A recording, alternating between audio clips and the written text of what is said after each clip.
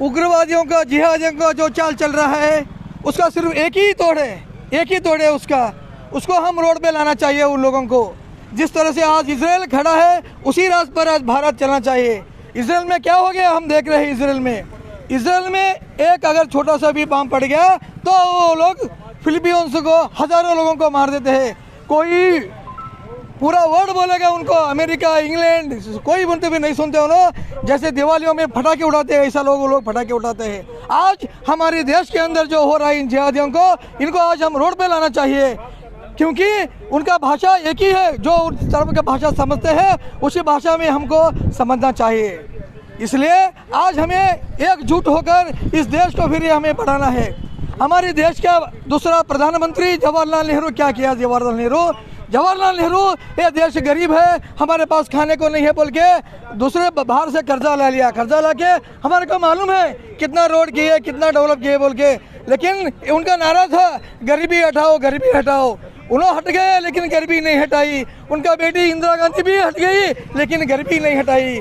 लेकिन ये लोग सिर्फ क्या करना चाहते हैं, इस देश को बेचकर इस देश को उन्होंने बदनाम करना चाहते हैं। लेकिन हम हिंदू, इस देश के नवयुवक, हमें चलना चाहिए इस देश के सुभाष चंद्र बोस के रोड मार्ग पर, हमें चलना चाहिए चंद्रशेखर आजाद की मार्ग पर। तो इस देश में आतंकवाद तभी खत्म होगा, वरना इस जिहादियों को हम लोग क्या हो गया, कसब को पकड़ गए। लेकिन कसब को पकड़ने के लिए हमारे देश के 3 तिरंगे, जो भारत के 3 महान थे IAS ऑफिसर, IPS ऑफिसर, उन लोगों का शेर बलिदान हो गया। 3 लोगों का बलिदान हो गया उस वक्त। 3 IPS भारत के 3 तिरंगे थे। उनमें से एक था जो महाराष्ट्र के होम मिनिस्टर थे, उनको उन्होंने अरेस्ट किया था। ऐसे लोगों को पकड़कर ये लोग क्या कर रहे हैं, कसब को जेल में डालकर उन्होंने क्या कर दिया, पाकिस्तान से साबुन और सोप और उनको खाना लाते थे पाकिस्तान। सिर्फ कर्ज का जो फांसी चढ़ाई गई उस वक्त तक मेरा आवाज नहीं है, भारत सरकार की खर्चा है, 10 करोड़ रुपए खर्च किया है। एक मुस्लिम के ऊपर आप लोग ने इतना कर रहे हैं, लेकिन इस देश के ऊपर, जिहादी के ऊपर ये लोग कर रहे हैं। इसलिए अब जिहादियों का खेल नहीं चलेगा, क्योंकि इस देश पर जिहादी का पाप नरेंद्र मोदी बैठा हुआ है। अब जिहादियों का एक भी नहीं चलेगा। इसलिए हम लोगों की जिम्मेदारी है, हमें एकजुट होकर उन जिहादियों को जो है उन्हें रोड पर लाना चाहिए, क्योंकि हमारे को स्पष्ट रूप से मालूम है कौन जिहादी है, कौन नहीं है, कौन इस देश का विरोधी है। हम फिर भी क्या कर रहे हैं, उन लोगों के साथ भाईचारा निभा रहे हैं हम उनके साथ मामू चाचू कहकर हम उन्हें सम्मान दे रहे हैं।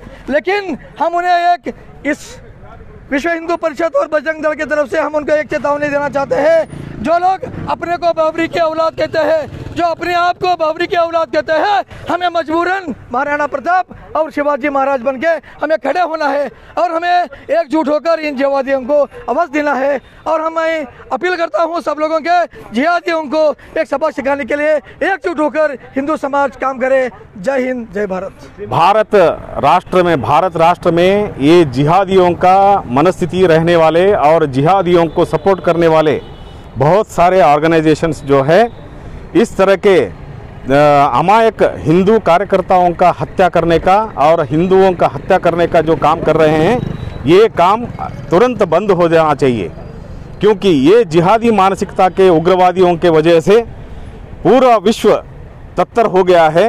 अभी जो सिचुएशंस हैं पूरे विश्व में, ये सभी समाज समझ सकते हैं कि ये जिहादी मानसिकता के वजह से पर्टिकुलर एक समुदाय का भी अभिवृद्धि नहीं हो रहा है, क्योंकि उनके जहन में भी ये उग्रवादतन का बात जो है, ये उग्रवादियाँ और जिहादी मानसिकता के लीडर जो उनके मन में भी ये धारणा पैदा करने की कोशिश कर रहे हैं। इसके वजह से बहुत सारे गरीब युवक ये उग्रवाद में झोंके जा रहे हैं और ये उग्रवाद में झोंके जाने के बाद उनका पूरा लाइफ बर्बाद हो रहा है, उनके फैमिली बर्बाद हो रहा है। और ये जो उग्रवादतना है और जो जिहादी हैं, जिहादी मानसिकता जिनके पास है और जिहादियों को जो उन्मत्तता कर रहे हैं, वो भी हाथों को बाहर निकाल के कानूनात्मक कठिन से कठिन सज़ा देना चाहिए। ये हमारी मांग है। कठिन सज़ा देने से क्या हो जाता है कि इनका जो उत्साह रहता है वो कम हो जाता है। सज़ा देने के बाद में उग्रवाद के तरफ मुड़ने वाले युवकों में भी ये लगेगा कि इसमें मैं अगर जाऊंगा तो मुझे भी कठिन सजा हो जाएगा। इसके लिए कानून में बदलाव लाकर उग्रवाद को समाप्त करने के लिए उग्रवादियों को कठिन से कठिन सजा देने की मांग हम करते हैं।